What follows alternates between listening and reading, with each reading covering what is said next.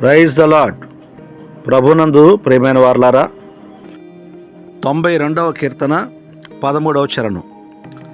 యెహోవా మందిరములో నాటబడిన వారై వారు మన దేవుని ఆవరణములో వర్ధిల్లుదురు. ఒక వ్యక్తి దగ్గర 2 మొక్కలు ఉన్నాయి. ఆయన ఒక మొక్కను ఒక కుండీలో పెట్టి దానికి చక్కగా నీళ్లు పోస్తూ దాన్ని ప్రతిరోజు ప్లేస్లు మారుస్తూ ఉండేవాడు. ఒకరోజు బాల్కనీలో పెట్టేవాడు, మరొక రోజు వంటగదిలో పెట్టేవాడు, ఇంకొక రోజు డాబా మీదకు తీసుకెళ్ళి పైన పెట్టేవాడు. దానిని అందరూ చూసేవారు, కానీ అది బలంగా పెరగల. కొద్ది రోజులకే దాని ఆకులు వాడిపోయి చనిపోయింది. మరొక మొక్కను తీసుకువెళ్ళి అతడు మంచి నేలలో నాటాడు.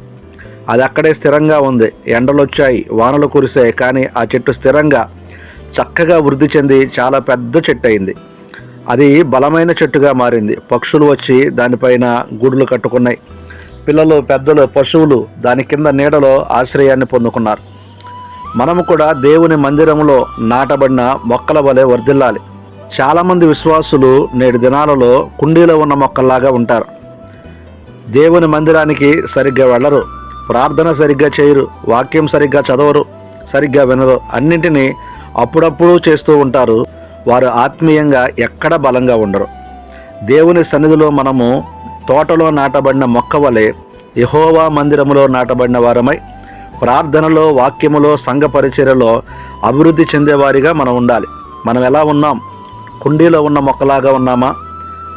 లేకపోతే తోటలో నాటబడిన దేవుని మందిరంలో నాటబడి వర్ధిల్లే మొక్కగా మనం ఉన్నామా? మన జీవితాలను మనం పరీక్షించుకొని ఈ విశ్రాంతి దినమందు, ఈ ఆదివారపు దినమందు దేవుని మందిరానికి వెళ్దాం. దేవుని మందిరములో నాటబడిన వారు చక్కగా వర్ధిల్లునట్లుగా మన జీవితాలను మనం వర్ధిల్లింపజేసుకొని అనేక మందికి ఆశ్రయంగా ఉందాం.